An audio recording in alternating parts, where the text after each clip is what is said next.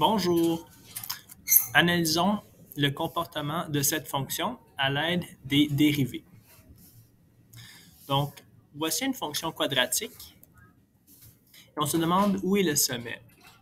En 10e ou en 11e année, on procéderait sûrement par factorisation pour trouver la réponse d'où est le sommet ou utiliser la fameuse équation moins b plus ou moins racine carrée de b2 moins 4ac sur 2a.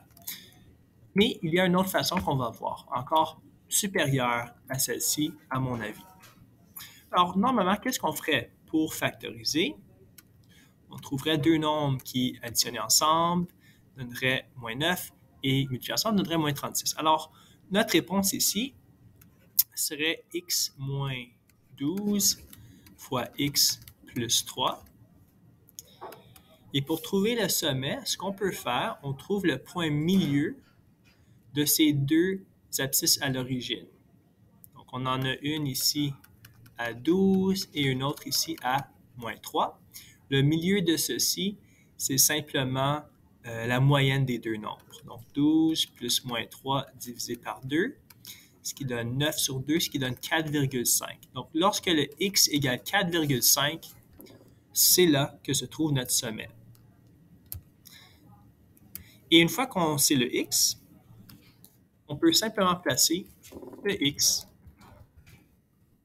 dans notre équation.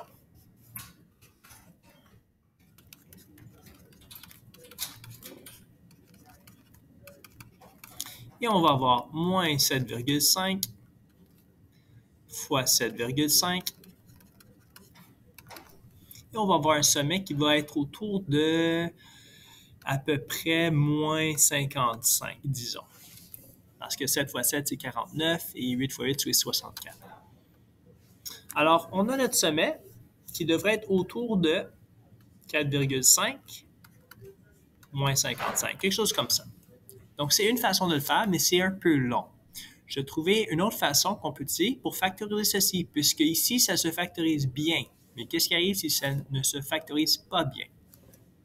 Comme par exemple, si j'avais changé ce nombre-là en un 8 au lieu d'un 9, eh bien là, ça ne fonctionne plus du tout et on va avoir des nombres décimaux. Donc ici, ça va être un nombre décimal, ici, ça va être un nombre décimal. Alors, bonne chance avec ça, ça ne se fait pas directement, à moins d'utiliser la fameuse formule moins b plus ou moins racine carrée, etc. Alors, qu'est-ce qu'on peut faire comme méthode alternative utilisant les dérivées? Trouvons la dérivée de cette fonction. C'est égal à 2x moins 9. Je vous rappelle que la dérivée, c'est la pente. Lorsqu'on est au sommet, que ce soit une parabole ouverte vers le haut ou vers le bas, lorsqu'on est au sommet, la pente du point qui est au sommet, la pente, elle ressemble à ceci et elle ressemble à ceci lorsqu'on est perpendiculaire. On se rappelle, on doit faire un zoom sur la section concernée et puis on y va perpendiculairement. 90 degrés. Alors, la pente est de 0 lorsqu'on est à un sommet. Ça veut dire que le f', lorsque x égale quelque chose, va être égal à 0 au sommet. On va avoir 0 est égal à 2x moins 9 et on trouve x égale 4,5. Et par la suite, on remplace dans la formule, celle du début, et on va trouver notre y. Et voilà, on a notre sommet.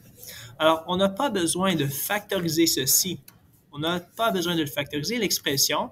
Et d'ailleurs, des fois, c'est presque impossible de le factoriser d'une belle façon, dépendamment des nombres qui sont utilisés ici.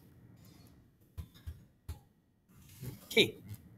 Alors, je vous montre à quoi ça peut ressembler de façon graphique avec Desmos.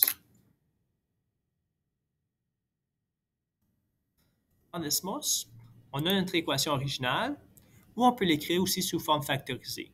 Soit dit en passant, c'est une bonne façon de vérifier que ton équation, c'est la bonne équation d'une forme ou d'une autre forme. Et on observe ici justement à 4,5, on a un sommet d'à peu près moins 55. Et voilà, on a trouvé un point clé de notre fonction en utilisant la dérivée.